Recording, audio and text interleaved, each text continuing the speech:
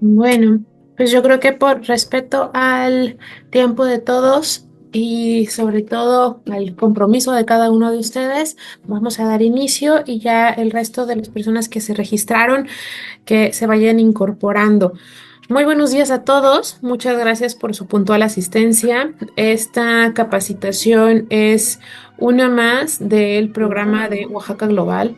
Oaxaca Global es una iniciativa de la Secretaría de Desarrollo Económico del Estado de Oaxaca que tiene la intención de acompañar a las empresas oaxaqueñas en su proceso de internacionalización, de incursión en el comercio internacional.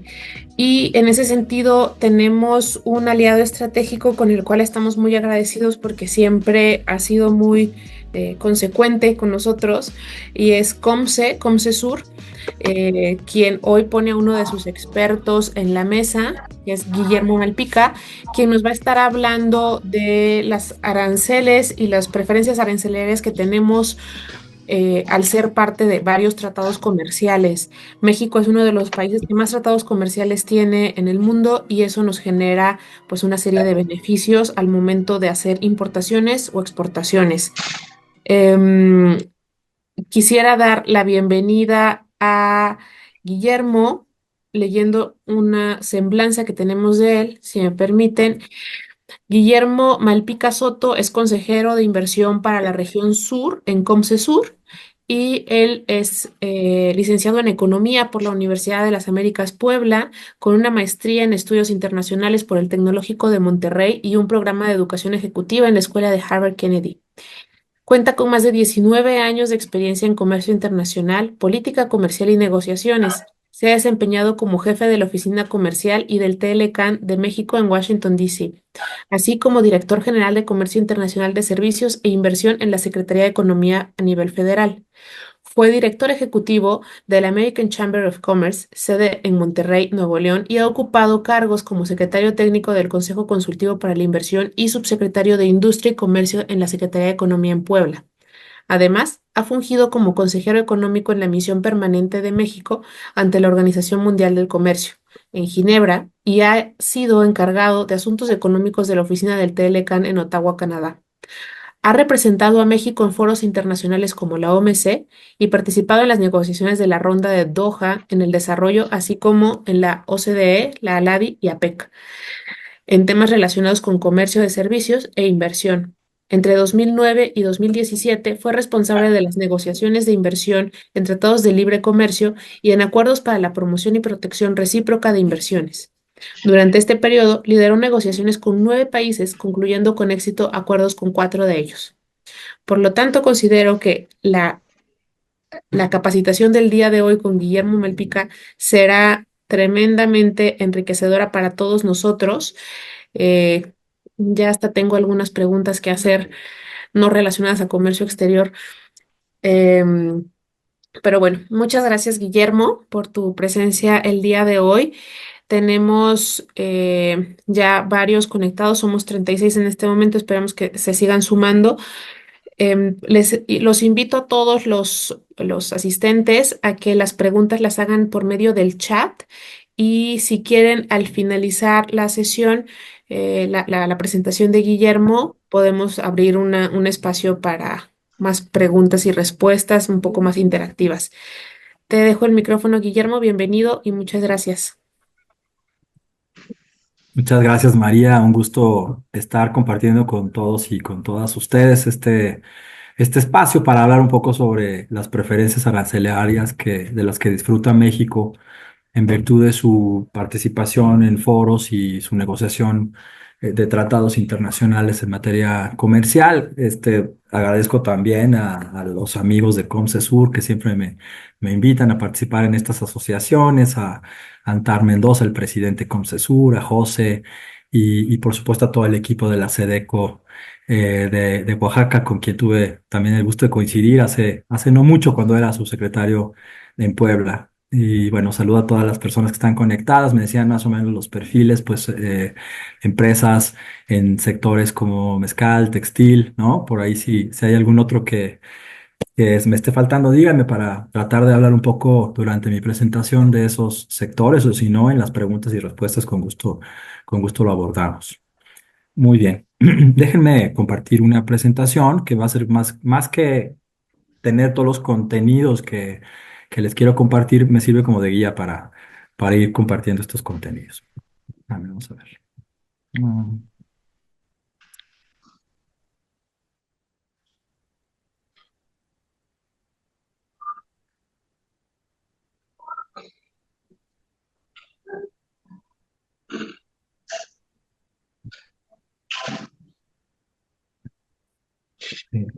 aquí está, perfecto. Lo voy a compartir.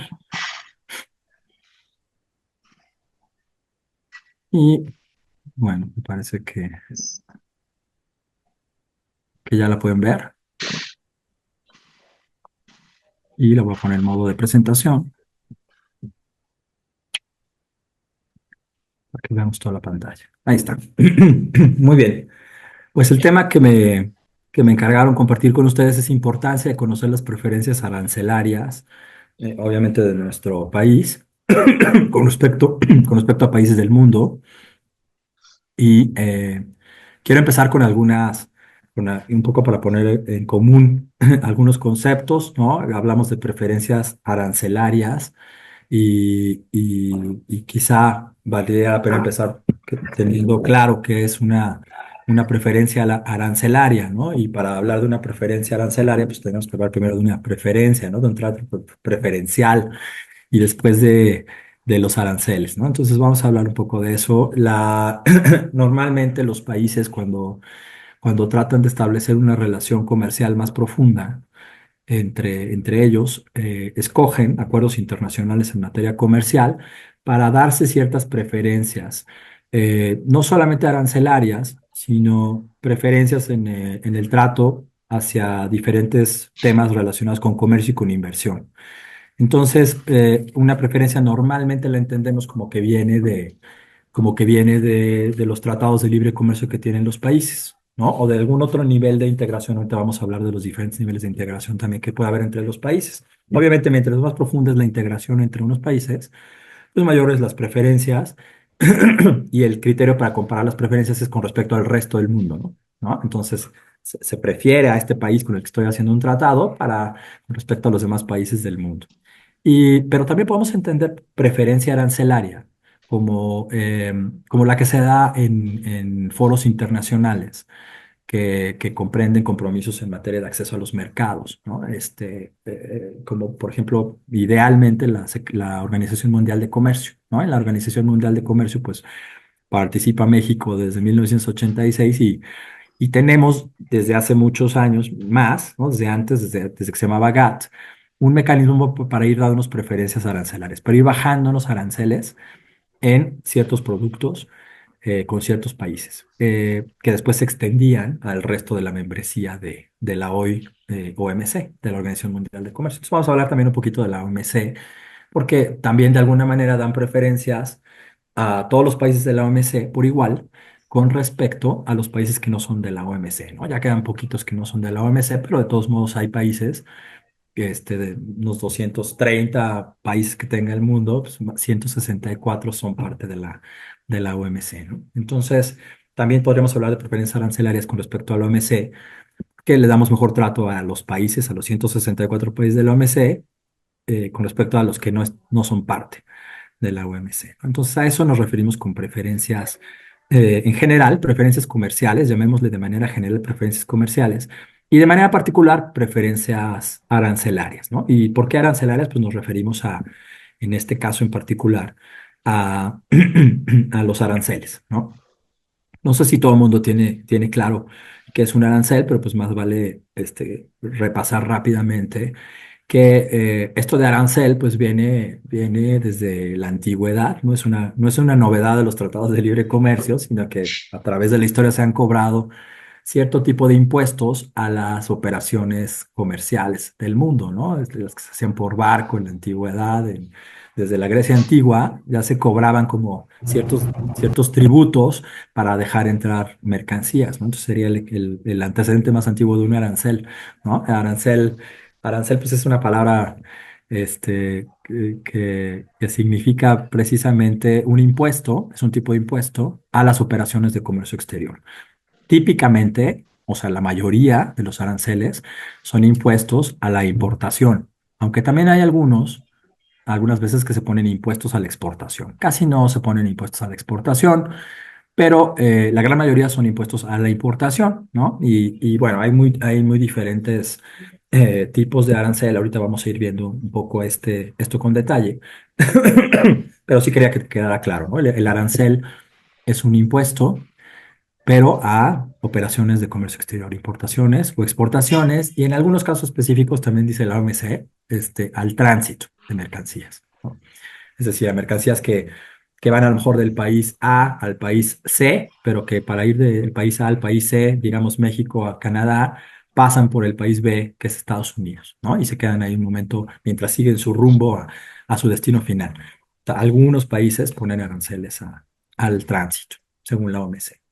Bueno, ¿por qué se cobra un arancel? Pues se cobra básicamente por una razón recaudatoria. Los gobiernos cobran ese impuesto y pues tienen ingresos y también por una razón de protección, ¿no? En el mundo pues tenemos, digamos, la visión de libre comercio, en donde se trata de bajar las barreras al comercio de diferentes tipos, no solamente aranceles, y la liberalización comercial se refiere a eso, ¿no? A transitar hacia el libre comercio.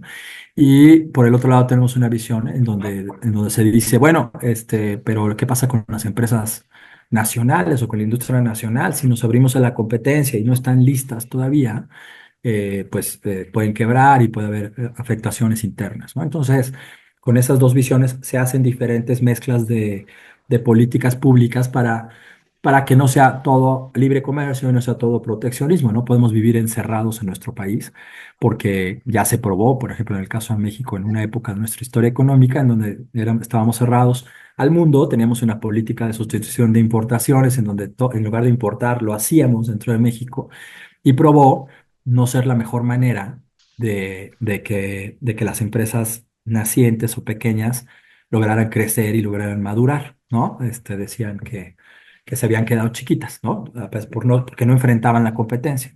Entonces, ¿qué tanta competencia deben enfrentar?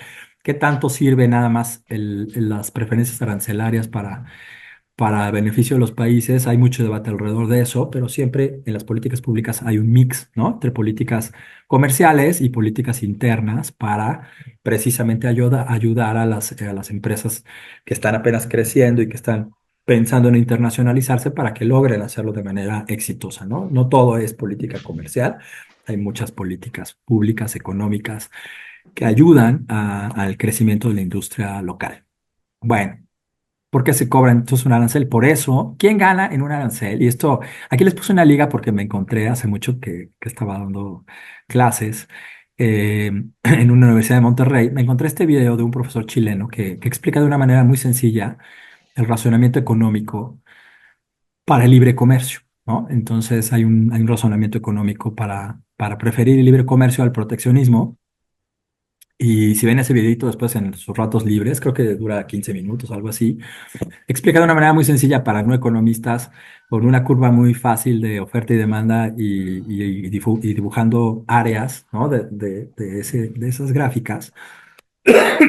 Eh, perdón, quién gana con un arancel, quién pierde, y al final, en su conjunto, si la economía gana o pierde, ¿no? Entonces, de manera general, la teoría económica, les cuento, dice, pues un arancel es un impuesto, lo que hace es subir el precio para, eh, para los, eh, para los consumidores de aquellos bienes importados, ¿no? Porque si yo produzco un bien nacional, pues no pago ese arancel. Y si viene ese mismo bien o un bien similar de fuera, paga un arancel, ¿no? Entonces, cuando hay un arancel, digamos que hay un sobreprecio para los bienes importados, lo que hace pues que ganen los productores nacionales, que gane el gobierno, porque pues cobra un impuesto adicional, tiene mayores ingresos y pierde el consumidor porque tiene menos opciones o las opciones que a lo mejor podría preferir por sus características pueden salir más caras, ¿no? Entonces, ahí están los que ganan y los que pierden en su conjunto.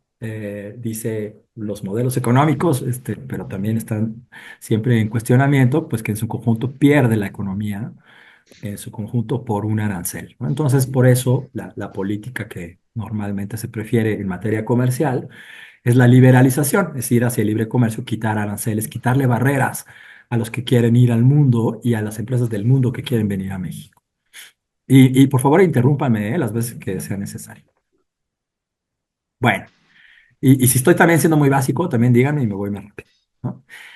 ¿Cuántos tipos de arancel hay? Bueno, no solamente de manera rápida. Tenemos aranceles que se aplican sobre, es un porcentaje que se aplica sobre el valor de la operación comercial, es decir, por ejemplo, 5% sobre el monto que estoy tratando de importar, ¿no? Lo que dicen que valen los productos que estoy importando, ese arancel que es un porcentaje eh, sobre el valor de la mercancía que se está trayendo, se llama arancel ad valorem, o sea, que depende del valor. Y también hay otros aranceles que se cobran, digamos, de manera específica, sobre todo por unidades de producto, ¿no? Por ejemplo, que te digan, este arancel no es 10% sobre la mercancía que estás importando, sino es a lo mejor $10 por cada tonelada que estás importando de arroz o de lo que estés importando, ¿no? Entonces, ese arancel se llama arancel específico, el que depende, es un porcentaje del valor, es el ad valorem, y hay mezclas, ¿no? También puede haber un arancel combinado, compuesto, creo que se llama, que es ad valor, una parte es ad valorem y una parte es específico, ¿no? Y también hay otro tipo de aranceles em, que se, que tienen una racionalidad muy particular para bienes que a lo mejor son sensibles para los países o que dependen de una investigación sobre malas prácticas comerciales de otro país, que vamos a ver también, y, y que se llaman, en la terminología de la OMS se llaman contingentes arancelarios, de manera coloquial se les llama cupos, ¿no? Entonces también hay aranceles contingentes, ¿no? Aranceles que dependen también de un cierto volumen. Es decir, yo, por ejemplo, vamos a pensar en el azúcar, ¿no? Yo voy a importar azúcar a México, hasta 100,000 toneladas que importe no van a pagar arancel, pero pasando la tonelada 100,000, la siguiente tonelada que importe ya va a pagar un arancel del 5%, ¿no? Ese es el cupo, ¿no? Entonces, porque hay un cierto monto que pasa libre de arancel, una vez que se cubre ese cupo, ya se cobra un arancel y hay toda una administración por parte del gobierno para ir viendo cuánto ya se importó, si ya se llenó el cupo, a quién le asigno primero estos derechos de importar libre de arancel, ¿no? Entonces hay toda una administración, todo un costo administrativo alrededor de los cupos. Normalmente se negocian entre los países, perdón, se asignan entre los países cuando hay un producto muy sensible, ¿no? Por ejemplo, estábamos negociando con Japón y pues para Japón es muy importante el arroz porque es parte esencial de su dieta, entonces son muy reservados para liberalizar la importación de arroz, ¿no? O sea, que no quieren que entre arroz de todo el mundo. Entonces, normalmente no negocian los japoneses que tú les vendas arroz libre de arancel. Siempre quieren sacar ese producto de cualquier liberalización de aranceles. Y ya si,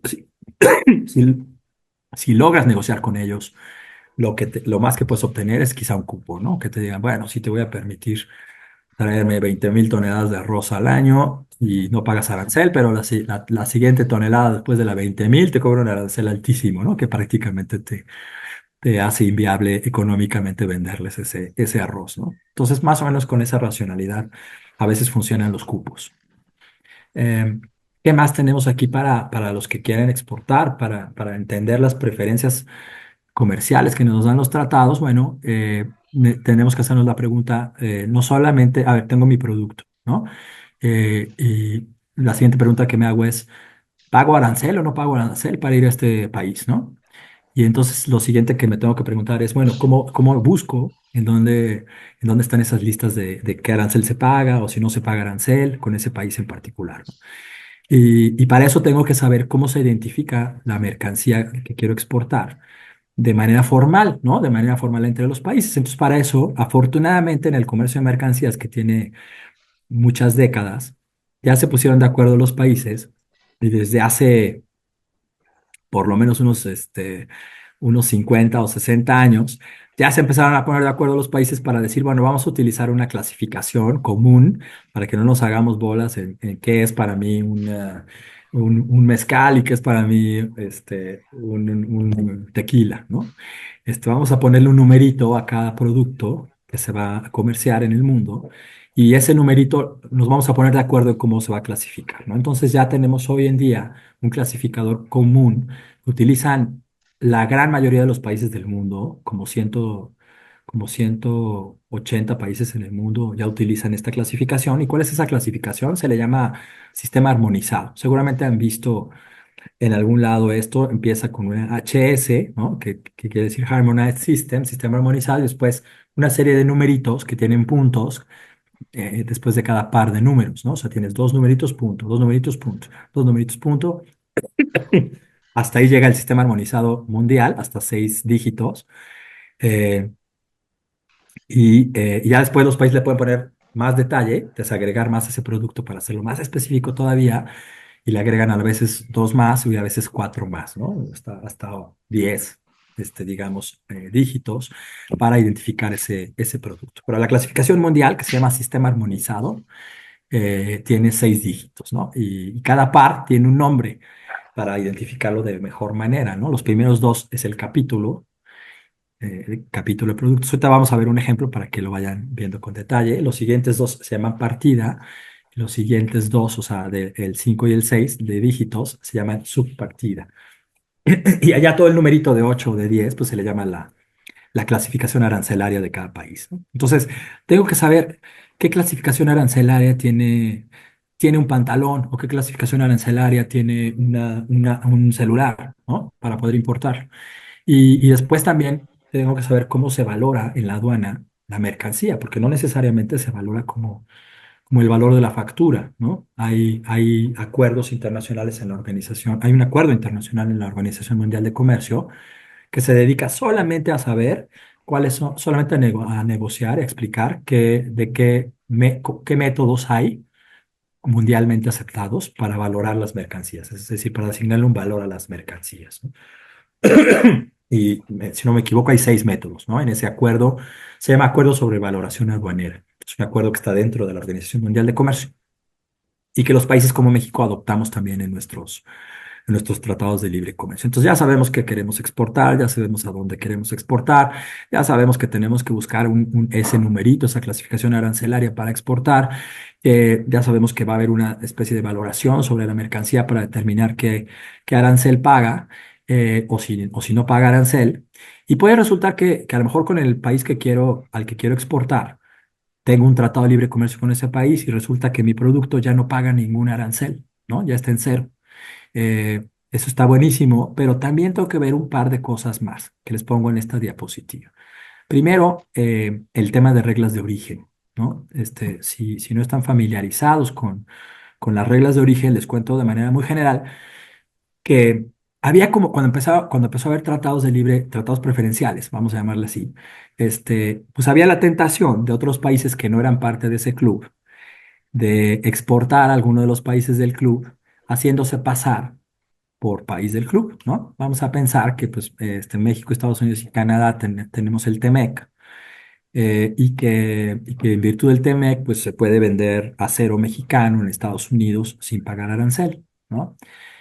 Puede pasar que un país que no es parte del TEMEC, por ejemplo China, diga, pues yo también quiero mandar mi acero a Estados Unidos, pero pues como no tengo tratado con Estados Unidos, me cobran un arancel altísimo y además pues no hay muy buenas relaciones hoy con Estados Unidos, entonces voy a tratar de hacer una triangulación y entonces voy a meter el acero primero a México y luego de México ya lo voy a mandar como si fuera mexicano a Estados Unidos. Eso se llama circunvention, en inglés se llama triangulación, en español no está bien visto, no es una buena práctica comercial.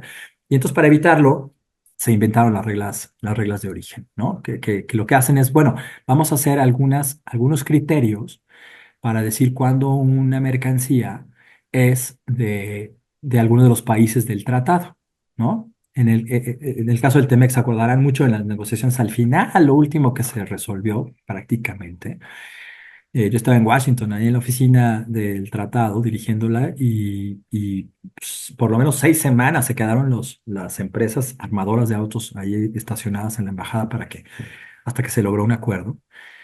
Eh, y acá pues lo que decían era, va a ver, ¿cómo consideramos que un auto puede irse de Estados Unidos a México, de México a Estados Unidos a Canadá y viceversa, sin pagar aranceles? ¿Cómo decimos que un auto es de la región, o sea, de México, de Estados Unidos o de Canadá? Y entonces la regla de origen lo que te dice es, bueno, debes tener, hay varios criterios, pero en general te dicen, por ejemplo, debe tener un cierto porcentaje de partes, hablando del auto, de partes que sean o de México, o de Estados Unidos, o de Canadá, ¿no? ¿Qué porcentaje? Pues eso es parte de la negociación.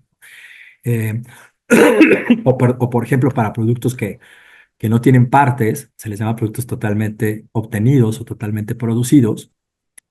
Por ejemplo, una manzana, ¿no? Pues no puedes decir, no, pues el rabito es de un país y las semillas es de otro país y la carne de la manzana es de otro país. No, pues no, ¿no?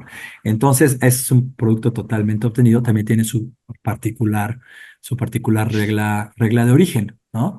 Entonces, las reglas de origen son una parte muy importante para determinar quién disfruta o no de las preferencias arancelarias, porque puede ser que tu producto ya esté en ceros, pero luego tienes que ver si cumples con la regla de origen, ¿no? Entonces, ese es todo un tema, nos podemos dedicar una semana en hablar de reglas de origen. Hay un capítulo en todos los tratados que se refieren a las reglas de origen y hay otro capítulo también que se refiere a los procedimientos de origen, ¿no? Porque si yo determino que algo que estoy importando, si es originario de los países de ese tratado y no paga arancel, tengo que presentar un documento que así lo avala, ¿no? Se llama certificado de origen.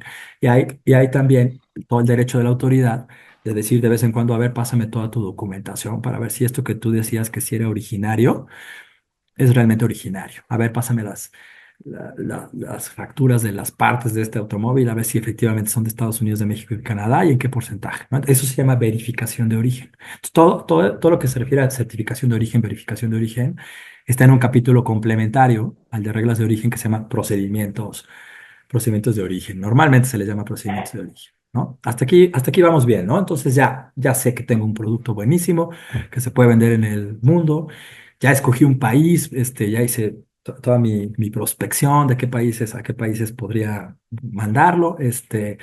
Ya escogí un país, resulta que escogí un país, además lo escogí por eso, pues con el que tenemos tratado y no paga arancel. Ya tengo identificada la mercancía, ya sé que se va a evaluar de cierta manera en la aduana, ya sé que cumple con la regla de origen. Y luego también puede pasar que ya cumplo con todo eso y si proviene de ciertos países algún producto, puede tener todavía un arancel, ¿no? O sea, entonces como que no tenía arancel porque ya estaba en ceros, pero sí tiene un arancel cuando viene de Vietnam, ¿no? Esta camisa que viene de Vietnam. ¿Por qué tiene un arancel si ahí aparece que las camisas van a estar en ceros en el año 2022 y ya estoy en el año 2024? Porque también hay a veces, algunas veces en las que bajo ciertas conductas inapropiadas al comercio, se les llama prácticas desleales de comercio, los países hacen una investigación y si resulta que sí están esos países o esas empresas de otros países incurriendo en estas prácticas desleales de comercio, pueden determinar que como consecuencia se les ponga aranceles a esos productos, ¿no? Entonces hay tres tipos, digamos, de remedios. Se les llama a esos aranceles para corregir esas prácticas desleales, se les llama remedios comerciales, ¿no? Así se llaman los capítulos que traen esto en los tratados. Entonces, por ejemplo, hay en las reglas de los tratados algunos casos en los que no está permitido entre los países dar cierto tipo de subsidios, por ejemplo, subsidios a la exportación, ¿no? Vamos a pensar que yo quiero soy un productor agrícola o pecuario y que pues, me está yendo bien en mi país y resulta que de repente pues llegan productos de la Unión Europea súper baratos, ¿no? Y no puedo competir con ellos y me truenan. ¿Por qué? Pues porque resulta que la Unión Europea le estaba dando subsidios a sus exportadores de esa carne de res, vamos a pensar, ¿no? Entonces, algunos subsidios no están permitidos bajo las reglas de comercio y si se determina que se están dando por un país, porque ponen en desventaja a los competidores de otros países que no reciben subsidios de sus gobiernos, ¿no? Entonces, hay una razón ahí de competencia. Entonces, si resulta que sí están haciéndolo, se determina el margen con el que se está afectando a los nacionales, y entonces ese gobierno que recibe esos productos subsidiados de otros países puede poner aranceles por ese margen de subsidio, por el efecto que tiene ese subsidio, y se llaman medidas compensatorias, ¿no? Es solamente ponerle un arancel a ese producto que está entrando subsidiado, ¿no? Pasa mucho, bueno, no pasa mucho, pero suena mucho, por ejemplo, el ejemplo de los juguetes, ¿no? De Asia, juguetes chinos y esas cosas. Pasa mucho también con productos agrícolas. Estados Unidos, la Unión Europea son países que otorgan una cantidad importante de subsidios a sus productores, ¿no? Entonces nada más hay que cuidar que respeten las reglas y no den subsidios no permitidos por los tratados. Luego hay otras medidas, por ejemplo, el dumping, que seguramente conocerán ustedes. El dumping es una práctica desleal en la que una empresa en su país de origen vende más barato, perdón, vende fuera de su país de origen más barato de lo que vende en su país de origen, incluso por abajo a veces de sus costos de producción, ¿no? Suena como un contrasentido económico, ¿no? ¿Cómo voy a vender por abajo de mis costos en otro país, ¿no? Porque además le agregué transporte, seguro y demás. Puede suceder de manera temporal. ¿Para qué lo hacen? Pues para entrar baratísimos al otro país al que están exportando, tronar a la competencia y luego ya apropiarse del mercado, ¿no? Entonces eso se llama dumping, eso no está permitido. Y cuando hay alguna denuncia de eso, se hace una investigación, y si resulta que si hay un dumping, se determina otra vez cuál es ese margen de dumping, y se ponen aranceles que se llaman, en este caso, como son de dumping, se llaman medidas antidumping, ¿no? Entonces, y tercer remedio comercial, que no tiene que ver con una mala, no necesariamente tiene que ver con una mala intención del país de origen de las mercancías, pero que al final del día sí afecta a los productores nacionales, es el tema de salvaguardias. Vamos a pensar que hago un tratado de libre comercio con Israel y que inmediatamente empiezan a entrar cámaras de videovigilancia de una manera masiva a México, con unos precios buenísimos, y entonces truenan los productores de cámaras de vigilancia nacionales, pero en realidad no fue ni porque vendieran por abajo de su precio en Israel, o sea, no había dumping, ni porque estuvieran subsidiados, simplemente porque son muy buenos y había mucho y le vendieron muchísimo a México, ¿no? Entonces, cuando hay ese caso, que se llama un surgimiento importante, no me acuerdo cómo lo frasean, pero es como cuando hay una entrada masiva de productos a nuestro país, eh, y eso afecta, o sea, tiene que haber ese doble estándar, ¿no? Que haya una entrada masiva y que afecte a la industria nacional. El gobierno puede poner salvaguardias temporales, es decir, un arancel temporal, para no quebrar a la industria nacional. Lo hace de manera temporal. Eh, Temporal en el papel, porque luego es complicadísimo quitar los aranceles que se ponen una vez que se ponen, ¿no? Estas medidas compensatorias, medidas antidumping y salvaguardias. Normalmente cuesta mucho trabajo que después se quiten. Pues ¿por qué? Pues porque están beneficiando a la industria nacional, entonces hay mucho cabileo para que no se quiten, porque también al gobierno no le conviene perder esos ingresos, entonces políticamente a veces es complicado, una vez que se ponen, quitarlos. Bueno, entonces hay que ver todo eso, ¿no? También, si no hay algún arancel, resultado de estos remedios comerciales. Y después, pues también hay otras barreras que no tienen que ver con los aranceles, ¿no? Por ejemplo, los que tienen mezcal, están conectados y que quieren exportar o ya están exportando, pues podrán también saber que además del tratado y de los aranceles, hay muchos otros capítulos y otras reglas que tienen que ver con cosas que se les llama barreras no arancelarias, ¿no? Por ejemplo, hay lo que se conoce como obstáculos técnicos al comercio, que es OTC, y que son, por ejemplo, normas técnicas o reglamentos técnicos, como las que hay aquí en México. Aquí en México, por ejemplo, tú tienes que cumplir para ciertos productos con la NOM, ¿no? Con la norma oficial mexicana, que es obligatoria, o con la NMX, que es voluntaria, las normas mexicanas, que son voluntarias, ¿no? Por ejemplo, norma oficial mexicana para encendedores, este, eh, no sé cómo se llaman, personales, ¿no? Para encendedores así para prender la estufa o para fumar.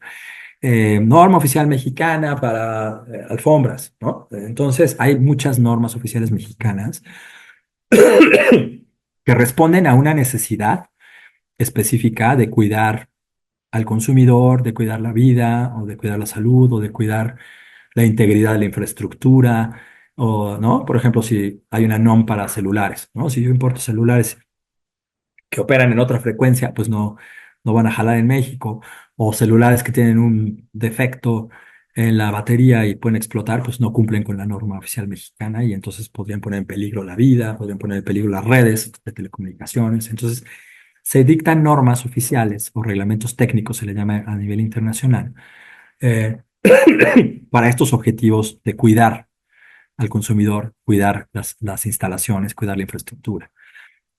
Pero a veces se pueden poner de manera mañosa por los países con ese pretexto, pero ponerle en realidad para proteger el mercado, ¿no? Para que no entren productos de otro lado. Entonces hay hay acuerdos, hay capítulos en los tratados y hay un acuerdo en la OMC que se refiere a bajo qué circunstancias sí puedo poner normas técnicas o reglamentos técnicos o si en realidad lo que estoy haciendo es poner un obstáculo técnico al comercio, que eso no se permite, ¿no? Y hay maneras de reclamar y de que esto se revise y que se quite eventualmente. Lo mismo para productos que son, por ejemplo, productos agrícolas o pecuarios o que son plantas en general, ¿no? Plantas, animales o alimentos. Hay otra serie de medidas que se llaman medidas sanitarias y fitosanitarias. Ustedes lo habrán visto, ¿no? Bueno, pues tengo que cumplir si voy a vender en tal mercado. Tengo que sacar el certificado tal, que lo que me dice es que pues esta planta que estoy metiendo a ese país no va a dañar al ecosistema, o que este animal lo mismo no trae una plaga o sí, alguna enfermedad, ¿no? No voy a meter una enfermedad que no existe en ese país al introducir esa carne o ese animal vivo. Eh, Perdónenme. O este alimento, ¿no? Que no va a afectar la salud de las personas. Entonces, los países tienen el derecho legítimo de poner ese tipo de barreras, de requisitos, de certificaciones, pero cuando se abusa de eso y se usa nada más como para un pretexto para que no entre un producto, puedes recurrir a los capítulos de los tratados sobre medidas sanitarias y fitosanitarias o al acuerdo sobre medidas sanitarias y fitosanitarias de la OMC y reclamarle a ese país, ¿no? Bueno, me voy a ir un poquito rápido porque creo que ya vamos ahí medio más allá de la mitad. Entonces, aquí solamente para entender, lo que hace México normalmente es celebrar tratados de libre comercio. Hay en el mundo diferentes niveles de profundidad en la relación entre dos países, es decir, yo puedo nada más no relacionarme con otro país o puedo relacionarme con otro país de manera muy superficial o relacionarme más o más integrado con el otro país, ¿no? Entonces hay estos 6 niveles de integración, nada más para tenerlos en cuenta. México negocia tratados de libre comercio, que es el 2, ¿no? Una zona de libre comercio quiere decir que la mayoría de los productos están desgravados. ¿Qué quiere decir eso de desgravados? Pues que ya se les redujo el arancel. ¿A cuánto? La mayoría de los productos tienen que estar desgravados y la mayoría de los productos en un tratado de libre comercio tienen que estar desgravados a cero. Es decir, ya no pagar arancel. Ese es un tratado de libre comercio ambicioso, como los que hace México. Puede haber unos tratados menos ambiciosos que se llama zona preferencial de comercio, que son los que hacía México en los 80s. Ahorita los vamos a ver donde solamente se ponen de acuerdo, bueno, México y Bolivia, nada, nos vamos a bajar estos 100 productos, el arancel, y nos los vamos a bajar del 50%, que es altísimo, a 15%, pero no en cero, ¿no? Pero nos los bajamos, entonces hay algún tipo de preferencia comercial, pero no son tratados muy ambiciosos. Y luego si nos vamos por el lado de la ambición, pues hay mucho más que lo que hace México, ¿no? Unión aduanera, no me voy a meter ahorita mucho porque no tenemos mucho tiempo, pero unión aduanera es, por ejemplo, lo que tiene Mercosur, ¿no? Que tiene Brasil, Argentina, Uruguay, Paraguay, tienen un arancel externo común. Entonces ellos se ponen de acuerdo y dicen, a los países que no son Mercosur, a los que no son estos cuatro, les vamos a cobrar un arancel, pero les vamos a cobrar el mismo arancel, los cuatro, ¿no? Entonces es una unión aduanera, mercado común o mercado único, incluso ya es como una unión de un tratado de libre comercio y una unión aduanera, es más profundo. Unión económica incluso ya armonizas tus leyes económicas, no solamente tus leyes comerciales. Ya tienes a veces una moneda común. Y ya el último nivel, ya es casi como si fuera una confederación de países, como si fuera un país solo con estados que son países a su vez, es la unión política, ¿no? Donde ya se armonizan las leyes domésticas y todo, ¿no? La Unión Europea es el ejemplo más típico de un proceso que va hacia una unión política, ¿no? Ya hay una moneda común para la mayoría de los países, Ya hay armonización de leyes domésticas también. Entonces, es una unión política en proceso de perfeccionarse. ¿Qué tiene México? Acá está. Decíamos al principio que México es quien tiene la mayor cantidad de acuerdos comerciales. En realidad, sí hay países que tienen más acuerdos, pero México es de los países que tiene acuerdos con más países, ¿no? Entonces, tenemos 14 tratados de libre comercio con 52 países. Aquí los puedes ver más o menos, no más o menos, en el año en que entraron en vigor. Colombia ya se volvió el más antiguo porque ya dejó de existir el NAFTA, el Telecán, el Tratado de Libre Comercio de América del Norte, que era de 1994, porque ahora ya existe, aquí lo vemos, el TEMEC, ¿no? Entonces ya el Telecán fue sustituido por el TEMEC. Pero el más viejo es Colombia. Tenemos tratado con Chile, con Israel del año 2000, con la Unión Europea, que eran originalmente 28 países y ahora son 27 por el Brexit, porque se salió el Reino Unido. Y negociamos desde el 2000 un tratado de libre comercio y lo acabamos de modernizar hace algunos años, pero no ha entrado en vigor. Ya se terminó la negociación, ya se hicieron las traducciones, ya se hizo la revisión legal, pero no se ha firmado por los países, por algunos temas que no le gustan no le gustaban a la administración pasada en México y tampoco le gustan a la actual, que quiere revisar. Entonces, está ahí todavía, pero es un acuerdo modernizado muy interesante que una vez que entre en vigor, pues va a ser tan bueno como el TEMEC, ¿no? Luego tenemos bueno, la Unión Europea son 27 países. Y aquí tenemos esto que se llama Asociación Europea de Libre Comercio. Son también europeos, son 4 países europeos, pero que no son parte de la Unión Europea. Son Islandia, Noruega, Liechtenstein y Suiza. Entonces, ya entre AELC y la UE, pues ya tenemos 31 países europeos con los que tenemos preferencias comerciales, ¿no? Tenemos preferencias arancelarias y de otro tipo. Eh, Uruguay, negociamos con Uruguay en 2004. Esta creo que fue mi primera negociación en donde yo negocié ya todos los capítulos de mis temas, 4 capítulos. Japón, Perú, acá Centroamérica, hicimos una consolidación, decimos, porque en estos años anteriores, teníamos 3 tratados con diferentes países de Centroamérica. Entonces aquí lo que hicimos fue, vamos a hacer un solo tratado, ¿para qué tener 3 tratados? Entonces aquí hicimos el tratado único con Centroamérica, pero no logramos negociar con Panamá. Entonces es con Centroamérica, menos Panamá y menos Belice. Estos son Guatemala, Honduras, El Salvador, Nicaragua y Costa Rica. Y luego ya negociamos con Panamá, ya de Centroamérica nada más nos falta Belice. Entonces, si te fijas en la de América, pues de América del Norte ya lo cubrimos, América Central ya cubrimos todo menos Belice, y luego América del Sur, pues tenemos Uruguay y Colombia, Chile y Perú, ¿no? Aquí tenemos Alianza del Pacífico, que es otro tratado que junta a países y junta a México, Chile, Colombia y Perú. Entonces, aquí ya tenemos una cosa nueva que es, estamos haciendo como bloques de países. Empezamos negociando uno a uno, aquí estamos negociando bloques, y entonces resulta que ahora tenemos un tratado vigente con Colombia solito y con Colombia como parte de Alianza del Pacífico. Tenemos uno solito con Chile y aquí como parte de Alianza del Pacífico con Chile. Lo mismo con Perú. Entonces tenemos 2 tratados con esos 3 países. ¿Cuál usamos? Están vivos los dos. La verdad es que podemos saber el que queramos. No están en incompatibilidad. Entonces, a lo mejor valdría la pena revisar ambos para ver a cuál nos conviene más recurrir, ¿no? Normalmente yo pensaría que al más nuevo, pero depende, ¿no? Luego hicimos lo mismo entre 12 países, que se llamaba TPP originalmente, Tratado de Asociación Transpacífico. Eran 12 países de América y de Asia y del Pacífico, de Asia y Oceanía, eh, que negociamos un tratado que era el tratado más importante del mundo en ese momento.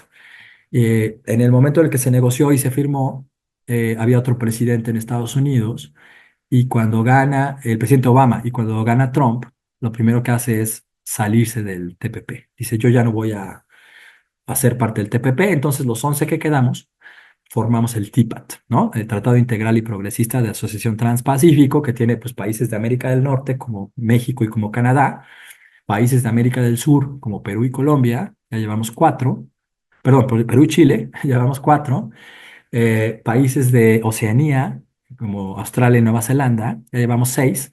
Me faltan 5 que son países de Asia, que son Japón, a ver si me acuerdo, Malasia, Brunei, Vietnam y Singapur, ¿no? Entonces, esos 11 países son TIPAT. Y luego ya negociamos el que todos ustedes conocen, que es el TEMEC, ¿no? A mí me tocó negociar 4 capítulos de los 34 que tiene el tratado y dirigir la oficina de Washington. Y luego negociamos un acuerdo temporal con el Reino Unido, porque se había salido de la Unión Europea, y también negociamos un acuerdo entre Singapur y Alianza del Pacífico. Eh, Todo eso, bueno, aquí tenemos otros acuerdos de anterior generación, los APs, ACs, son acuerdos viejitos de los 80 que son ese anterior nivel de integración, zona preferencial de comercio. Entonces, algunos cubre algunos productos, no se van a cero, pero baja un poco baja un poco la carga arancelaria y vale la pena, ¿no? Entonces, tenemos 2 acuerdos de alcance parcial, así se llaman, AAPs, y 6 acuerdos de complementación económica.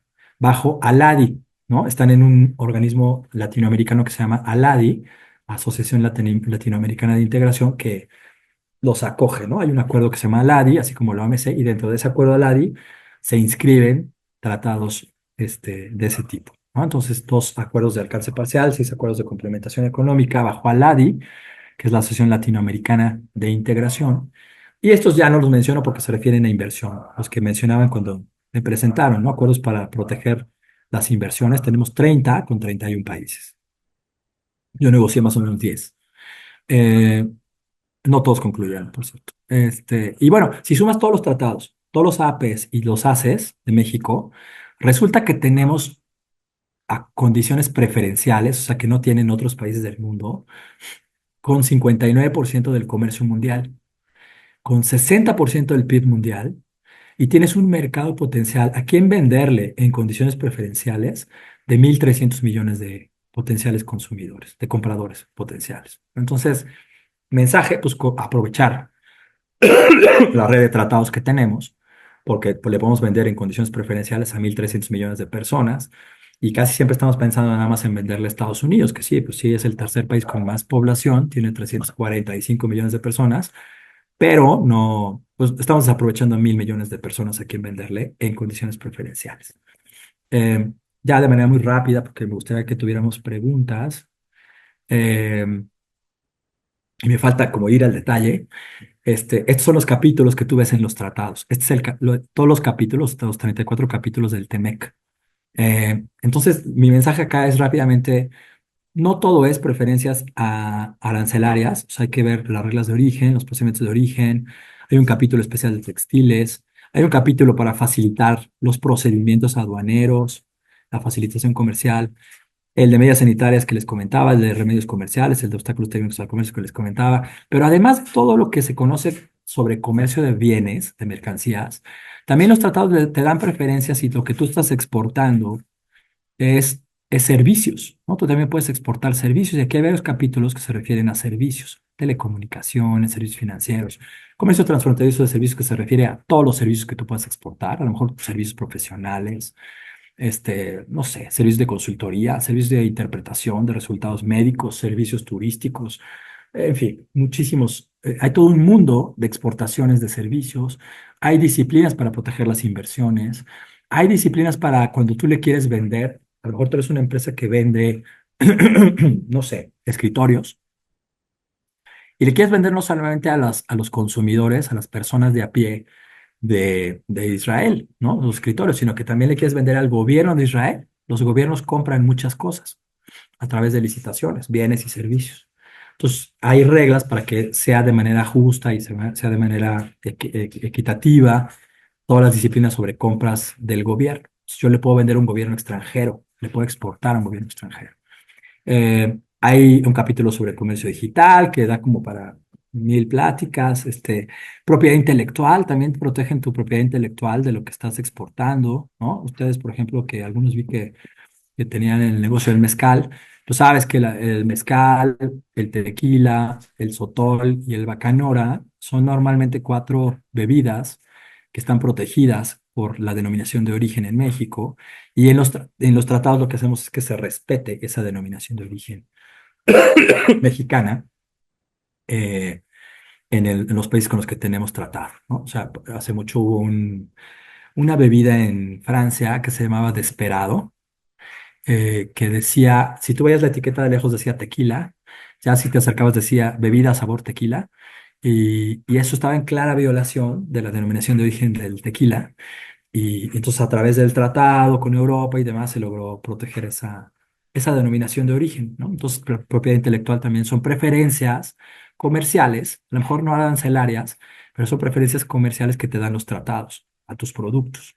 ¿no? Entonces, y de todos estos capítulos, ¿no? No me voy a detener mucho más en esta lámina, solamente quería señalar que hay más que preferencias arancelarias y hay más que comercio de mercancías, ¿no? Muchas otras disciplinas y preferencias de los tratados que hay que echarle un ojo cuando estamos en el mundo del comercio. ¿Qué más? Aquí hay algunas cosas de interés, por ejemplo, una liga para que vean todos los tratados de los países de América con el mundo. Aquí puedes ver todos los textos en particular de los tratados. Em, a ver si jala la liga. Se está tardando un poco.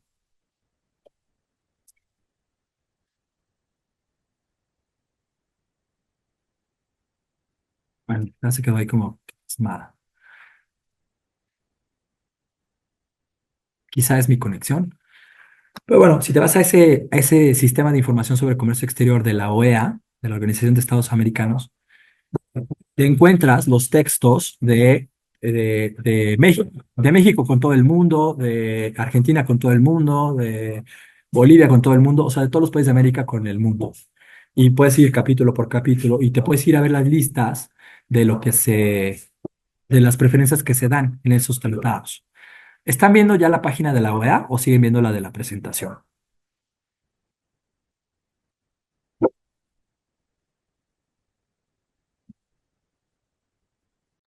Solo se ve de la presentación, Ah, Memo. no me pasé a la de la. A ver, déjame ver, es que creo que compartí mal. Pero, a ver, déjame dejar de compartir y Sí, volver gracias, a. Memo. Saludos a todos. Gracias. Ah, gracias, Leonora. No había visto quién estaba hablando, querida amiga, Leonora. ¿Cómo hago? Share screen. A ver. Ah, ya me dio pena porque Leonora es una mega experta en comercio, ¿no? Pero bueno. A ver, acuerdos comerciales. Aquí puedes ver entonces todos los acuerdos, ¿no? Que se te ocurra y puedes ver los textos que te pudieran interesar, no sé, Chile, Colombia, Costa Rica, Ecuador, Estados Unidos, México, Perú, ¿no? México con todo el mundo, ¿no? Los ACES, los APs y los TLCs. Por ejemplo, México, Perú, ay, me metí a Panamá, Perú, pero vamos a pensar, por ejemplo, aquí tienes capítulos y artículos de cada uno de los capítulos. Y normalmente en el capítulo de acceso a mercancías tienes las listas de desgravación que se acuerdan, ¿no? Aquí las tienes hasta esta sección H, ¿no? Tienes el anexo 2.2 Trato Nacional, anexo 2.3 Programas de Eliminación Arancelaria, ¿no? Esta es la lista de Panamá y la lista de Perú. Aquí cada uno de los países dice fracción por fracción, qué arancel, cómo se van a bajar los aranceles y hasta qué porcentaje se van a bajar los aranceles. Normalmente es a lo largo de diferentes años o a veces también de manera inmediata a la entrada en vigor del tratado o a veces también hay exclusiones de algunos productos que no quieres liberalizar, ¿no? Por estas sensibilidades que les contaba, ¿no? Bueno, déjenme regresar a la presentación. Ay. En la OMC también hay una fuente muy importante de información sobre qué aranceles cobra México a importaciones que provienen de países con los que no tenemos tratados de libre comercio, por ejemplo, Brasil, ¿no? Argentina. Eh, Aquí vale la pena mencionar algo. El arancel que van a ver ahí es un arancel que es el compromiso legal dentro de la OMC. Se le llama arancel consolidado, ¿no? Y en realidad el país puede ser que México ya haya bajado más a lo largo de los años sus aranceles y que le esté cobrando un arancel mucho menor a los países con los que no tenemos tratado, a los terceros Ahora, países. lo que te, ¿Sí? No, ¿verdad? Creo que no. Entonces hay que tener ojo, ¿no? Es diferente el arancel consolidado, que es un compromiso legal, al verdadero arancel que se cobra, que se llama arancel aplicado. Acuerdos bajo ALAD, y aquí te pueden ver los APs y los ACES de México que les comentaba. Aquí está una liga a la nomenclatura del sistema armonizado, que empezó en 1988, si no me equivoco, por la Organización Mundial de Aduanas de Bruselas, y ya va, creo que en la séptima revisión. Cada 5 años revisan. Bueno, em, quería ver un ejemplo, pero me gustaría más bien ver sus preguntas. Y me encontré este sitio de la CAREM, que es la Confederación de Asociaciones de Agentes Aduanales de la República Mexicana, en donde más o menos puedes un poquito jugar con esto que les he dicho de las clasificaciones y qué trato tiene en los diferentes países con los que tenemos tratado, si no hay algún arancel como resultado de un remedio comercial, si no son parte de algún programa sectorial. También hay programas sectoriales en México que tratan de promover la integración de las cadenas de valor de ese sector y entonces liberalizan la importación de ciertos insumos, incluso más bien fuera de los tratados, solamente pues para hacer más competitivo ese sector, ¿no? En México. Digamos, esa es la racional detrás de eso. O sea, aquí puedes ver la tarifa de la ley de impuestos generales a la importación y la exportación.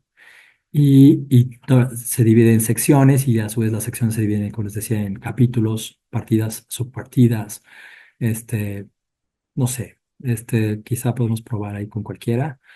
Ver luego se vuelve capítulo 85, por ejemplo, todo esto, máquinas, aparatos y material eléctrico, y te vas al siguiente par de números, que son partidas, motores, generadores, electroimanes, pilas, acumuladores, aparatos electromecánicos, afeitadoras, máquinas de cortar el pelo. Pues por aquí dónde están las aspiradoras, ¿no? Que es la que puse.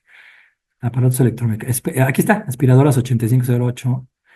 Ya te vas al siguiente nivel, que son 6 subpartidas, y tienes este tipo de casos, ¿no? Con motor eléctrico incorporado, de potencia inferior o igual a 1500 watts, y de capacidad de depósito o bolsa para el polvo, eh, inferior o igual a 20 litros, ¿no? Pues estas son aspiradoras como domésticas, ¿no? Y ya te vas aquí y le das clic a esta clasificación a seis dígitos, y te aparece en esta página un poco la explicación y luego qué tipo de arancel cobras y el cobro del IVA, luego todos los decretos que tengan que ver con ese producto. Luego aquí por país, ¿no? Por país puedes ver los diferentes decretos. Está interesante como para empezar a entender, ¿no? Los programas de promoción sectorial, para empezar a entender qué tratamiento reciben esos productos como las aspiradoras en el caso del comercio, ¿no? Quería nada más dejárselos ahí. Y también hablando de servicios, pues hay eso da para una vida de hablar, ¿no? Nada más decirles que también hay comercio de servicios, también se puede exportar, importar servicios profesionales. Las barreras no son arancelarias porque no hay aranceles, sino regulación. ¿Cómo las busco? También en cada tratado hay un anexo en donde se pone qué es lo que se puede y no se puede hacer por un extranjero en materia de servicios. Y es todo un mundo diferente, ¿no? Eso fue mi vida, muchos años de mi carrera. Y es todo un mundo aparte, muy desconocido allá afuera. Y bueno, con esto me gustaría despedirme. Ya me pasé además, perdón, 4 minutos. Dejarles ahí mi correo personal y mi cuenta de ex. Y voy a dejar de compartir para verlos. Y, y bueno, si tienen preguntas o dudas, encantado de... Les voy a compartir esta presentación. Y si tienen preguntas o dudas, me pueden escribir a mi correo o la pueden hacer ahora. Y yo encantado de estar en contacto. Si no me sé la respuesta, pues me comprometo a buscarla. Muchas gracias, Guillermo. Ha sido una cátedra lamentablemente corta para todos los temas que hay que ahondar sobre tratados internacionales, porque aparte algo que no se dice, pero que es como el elefante blanco en la habitación, es toda la discusión política, geopolítica que hay de por medio en los acuerdos comerciales, ¿no? O sea, cuando hablamos de aranceles comerciales entre los distintos países, de lo que hablamos también es de acuerdos políticos y de cuando dos líderes o dos países están, eh, concuerdan en ciertas visiones políticas o no. Y la atención que le dan a ello. Hay un par de preguntas en nuestro chat y yo quisiera hacer también un par más. Y creo que las que hay justo están relacionadas al aspecto político del ámbito comercial. Em, Leonora, que entiendo ya se conocen, Sí. Leonora hace una pregunta muy interesante sobre cuál será la posición que tomará Vietnam y Malasia con la nueva postura de México en la Secretaría de Economía de disminuir las importaciones de Asia y estos países listados en el documento oficial del plan de la Secretaría de Economía, siendo que son parte del CPTPP y el Ipat. TIPAT, el TIPAT. Em, no sé si quieras ahondar en eso. A mí me Sí. gustaría también preguntarte sobre cuáles son las implicaciones que tú ves en el TEMEC en relación a la posible aprobación o todos los cambios que está habiendo, posibles cambios que pueda haber derivado de la reforma judicial que tanto se discute, em, y las implicaciones en comercio internacional que eso podría tener para México, ¿no? Sobre todo porque México, al ser parte del TEMEC, tiene que cumplir con cláusulas que van más allá pues de lo comercial, que es el elefante blanco que mencionaba hace un momento. Entonces, dejo esto político sobre la mesa y ya luego tenemos un par de cuestiones puramente comerciales. Claro que sí, sí, pues de hecho lo político permea toda la relación comercial, incluso la decisión de tomar, de empezar una negociación con otro país es una decisión a nivel político y de ahí baja al nivel técnico, a la Secretaría de Economía y demás, ¿no? Entonces, sí, sí. ¿Cómo veo la posición de la Secretaría de Economía de poner públicamente su intención de reducir el comercio con Asia? Pues delicado, porque en realidad lo que tenemos, los tratados de libre comercio son contratos legales, jurídicamente vinculantes, son tratados internacionales bajo la ley, bajo el derecho internacional público, y entonces hay que tener mucho cuidado en cuáles son los cómo, ¿no? Porque puede sonar muy atractivo decir ya no vamos a traer cosas de Asia, las vamos a hacer en México, ya no vamos a importar tanto, ¿no? De esos países. Hay que respetar los compromisos internacionales, no solamente del TPAT, sino del tratado con Japón, de la OMC misma, ¿no? Entonces, hay que ponerle mucha atención a los cómo, ¿no? Porque puede, a lo mejor, del discurso a la implementación de las medidas concretas, puede haber también ahí una diferencia en el tono. A lo mejor no es que realmente se vayan a reducir las importaciones de Asia, porque no puedes hacerlo por decreto, ¿no? Una persona que lo intentó hacer por decreto y que fracasó rotundamente fue el presidente Donald Trump en su primer periodo, esperemos que único periodo en Estados Unidos. Y y así le hizo con China, ¿no? Una vez que empezó la guerra de aranceles entre China y Estados Unidos, después les dijo, bueno, vamos a sentarnos a hacer un acuerdo. ¿Qué te parece si me exportas 20% menos de esto y de esto, de esto y de esto, y de esto ya no me exportes nada? Y por supuesto que así no funciona el comercio, ¿no? El comercio funciona pues como la economía de mercado, ¿no? Donde hay atractivos productos o servicios y donde los precios son competitivos, pues la oferta y la demanda mandan, ¿no?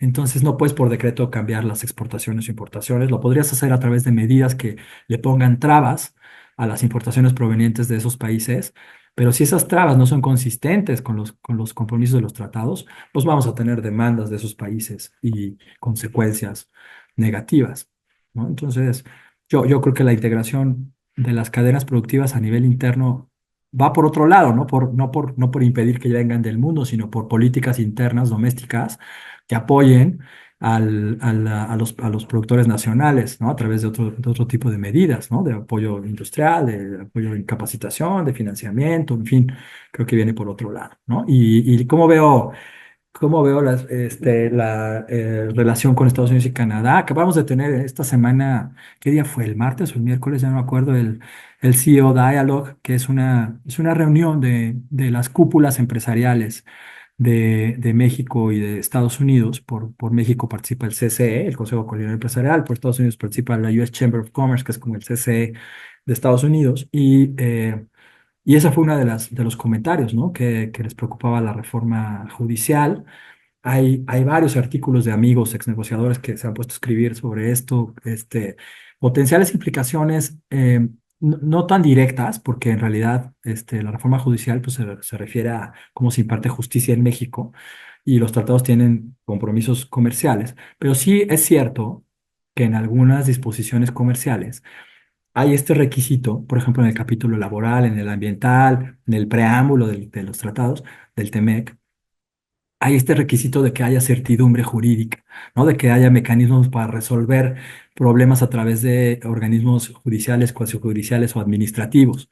Entonces ahí es donde vamos a tener que batallar quizá porque si la reforma judicial no funciona o funciona en el muy largo plazo, vamos a tener en el mejor de los casos, un alentamiento de hacer más lento, un alentamiento de los procesos judiciales que pueden ir en detrimento de la impartición efectiva, expedita de justicia, ¿no? Sí, yo sí creo que hay serias preocupaciones, entre otras, ¿no? Porque otras reformas también tienen sus implicaciones en los tratados.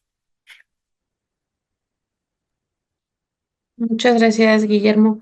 Em, Mencionabas un recuento de los distintos tratados comerciales que tiene México, ¿no? Que abarcan el 59% del comercio mundial, mencionaste, ¿no? 14 tratados con más de 50 países, lo cual pues nos da muchas oportunidades y que justo ante esta adversidad, ¿no? Que acabas de comentar, pues hay que estar volteando los ojos hacia otros sectores, hacia otras regiones, que incluso a veces es más fácil llegar a otras regiones que los acostumbrados, ¿no? Por decir América del Norte. Y en ese contexto, y considerando que en este momento los productos oaxaqueños que ya están listos para la exportación son en su mayoría mezcal y muchos agroindustriales, quiero decir, Ujú. salsas, mermeladas, chocolates, moles, miel, ¿no? Envasada, distintas calidades de miel y cantidades de miel, cosméticos, harinas. em, ¿Dónde, de acuerdo a tu experiencia, en qué regiones ves oportunidades que no sea América del Norte que podamos explorar en beneficio o con beneficios obtenidos gracias a estos tratados comerciales? Pues depende mucho del producto, pero si son productos así como los que mencionas, ¿no? Agroalimentarios, como salsas y preparados, moles incluso, ¿no? Mezcal, bebidas destiladas relacionadas con el mezcal y cosas así. Yo creo que a lo mejor en mercados más afines a la idiosincrasia latina. Aunque, por ejemplo, en el caso del mezcal, pues hay un tremendo boom, ¿no? Yo creo que el país que más está comprando mezcal es Estados Unidos, ¿no? Y Canadá por ahí va, ¿no? Entonces yo me enfocaría a los mercados con los que tenemos una relación sólida, a lo mejor Centroamérica, Sudamérica no sé, fíjate que no me parece tanto, pero porque también el gusto es muy diferente, ¿no? Pero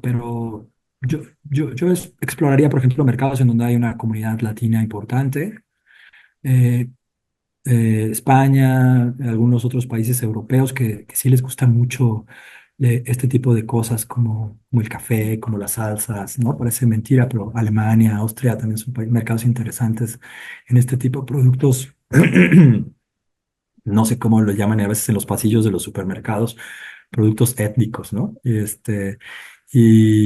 Estados Unidos y Canadá, pues son mercados de ahí de cajón, pero pues ante esta incertidumbre por el TEMEC, Yo tampoco me negaría a buscar los mercados en Estados Unidos, mercados muy específicos, eh, porque yo creo que la gran afectación más bien va por el lado, en este tema, por ejemplo, de la reforma judicial que tú decías, va más por el lado de la inversión, ¿no? De la certidumbre jurídica para las inversiones. Pero en el tema de las exportaciones, importaciones, creo que están ya muy armados los canales de distribución y no lo rechazaría, ¿no? Porque no son mercados enormes, ¿no? Y Asia, finalmente Asia, para ciertos productos agropecuarios, está teniendo una buenísima recepción. Ahí por la distancia y los costos de transporte, habría que pensar en un procesamiento previo, ¿no? De ciertos productos para que no vayan frescos, obviamente, sino más bien ya con algún nivel de procesamiento, ¿no? Estoy pensando en voz alta,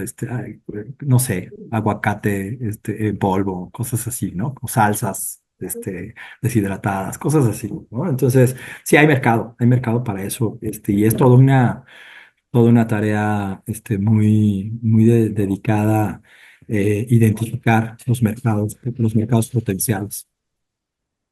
Sí, lo es. Hemos estado apoyando a algunas empresas, más que empresas, a sectores, a entender los mercados potenciales, porque es un trabajo de investigación de mercado, ¿no? A nivel muy detallado, como para darles a nuestras empresas aquí en Oaxaca elementos de valor que les permitan, pues, hacer productos más competitivos en el exterior. Entonces, creo que la mayoría de los expertos con los que hemos hablado coinciden tanto en los mercados como en los productos y ahora queda el balón en nuestra cancha. Miguel, Memo, ¿qué recomendaciones tienes para nuestros productores aquí en Oaxaca en este ímpetu de diversificar mercados? Yo diría a lo mejor dos cosas, y perdón porque están ahí arreglando, luego aquí arriba en mi casa suenan como unos martillazos. Dos cosas. La colaboración ha probado toda la vida que funciona mejor que aislados, ¿no? La pandemia nos enseñó eso y nos lo recordó.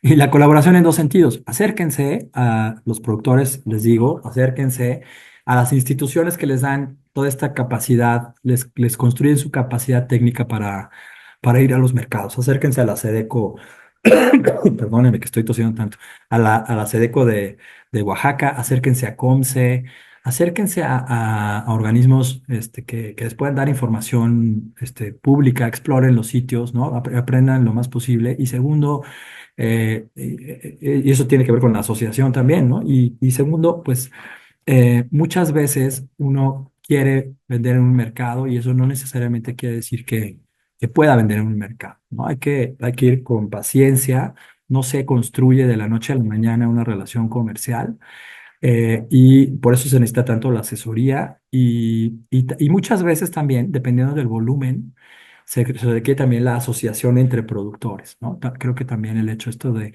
juntarse para tener un volumen atractivo puede ser fundamental para ir a mercados pues, que tienen una demanda alta, ¿no? De lo que yo les quiero vender, ¿no? Entonces, asociarse, ¿no? Los esquemas de asociación que ustedes decidan, ¿no? Pero cooperativas, por ejemplo, puede ser interesante, ¿no? En algunos productos para la exportación, este, y, y luego acérquense también a estos expertos en comercio internacional para ir poco a poco, ampliando sus posibilidades de promoción internacional, ¿no? Esto, no cualquiera que ya está listo para exportar se tiene que ir a una feria comercial, ¿no? Sino ya tienes que ir a una feria con un propósito específico, con una agenda clara, ¿no? Y para eso te ayudan las áreas de promoción de los estados, las áreas de promoción federales, las áreas de consejería económica de las embajadas, empresas internacionales que se dedican a promover ferias de todo tipo a nivel internacional. O sea, hay allá afuera un montón de información y un montón de expertos a los que se pueden juntar, con los que se pueden juntar para ir armando un plan, bien estructurado de exportación, para que no sea una ocurrencia la exportación, que no sea una sola vez y luego ya no lo vuelvas a hacer, ¿no? Muchas gracias. Y justo la semana pasada terminamos como parte de las acciones de Oaxaca Global, nuestro primer taller presencial de plan de exportación. Vamos a abrir un segundo grupo para todos aquellos que estén interesados en hacer su plan de exportación. Se convirtió en un taller de 3 sesiones.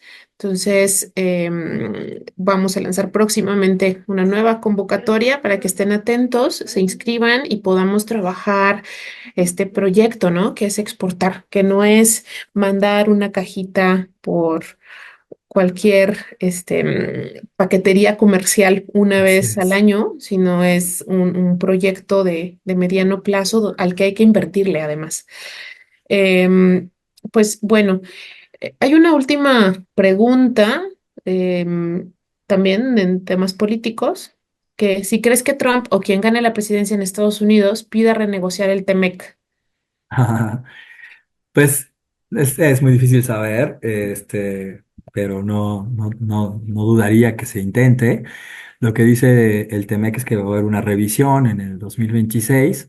Esa revisión es diferente que una renegociación, pero yo tampoco soy tan ingenuo al pensar que se va a quedar en una revisión. Siempre que le hemos dado la oportunidad a Estados Unidos de entrar en una discusión de ese tipo, acaba siendo una negociación. Entonces, yo no sé si todo el tratado se va a abrir a la renegociación. Sería malísimo, yo creo, malísima idea entrar en una renegociación en estos momentos para México.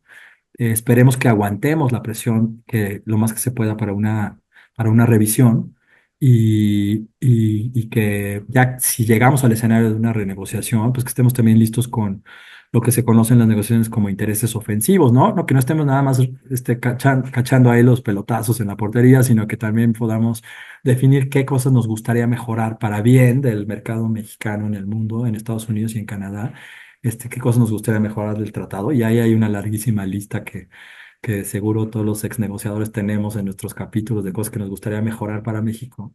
Para llegar a ese escenario, que no es el ideal, por lo menos listos para balancear un poco la discusión. Yo creo que va a ser fundamental eso. Hay mucho mayor probabilidad de que ese escenario de renegociación suceda con Trump, por supuesto, que con Kamala Harris, porque si bien los dos no son Por buena México. noticia, no son buena noticia para el comercio con México, por lo menos es mucho más predecible la posición del Partido Demócrata y en particular de su candidata hoy que, que del candidato republicano. Muchísimas gracias, Guillermo. Ojalá tuviéramos la oportunidad de tenerte más veces en Oaxaca Global, en estas sesiones muy enriquecedoras para mí en lo personal y por lo que veo también para quienes se inscribieron.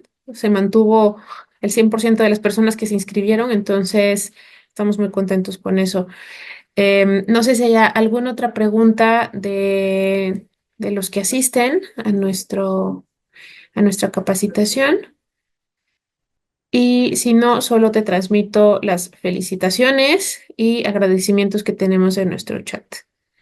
Muchísimas gracias a todos por conectarse, a ti María por la oportunidad de estar con los empresarios de Oaxaca. Saludos ahí por favor al secretario Ruiz y al subsecretario Íñigo con quien compartí algunas reuniones de AMSE. Claro que sí, con mucho gusto. Y seguimos en comunicación. Hay mucho que platicar, tanto de interés personal como institucional, así que seguimos al habla. A Gracias, la Guillermo. Que orden. tengan Hasta muy buen día luego. todos. Buen día.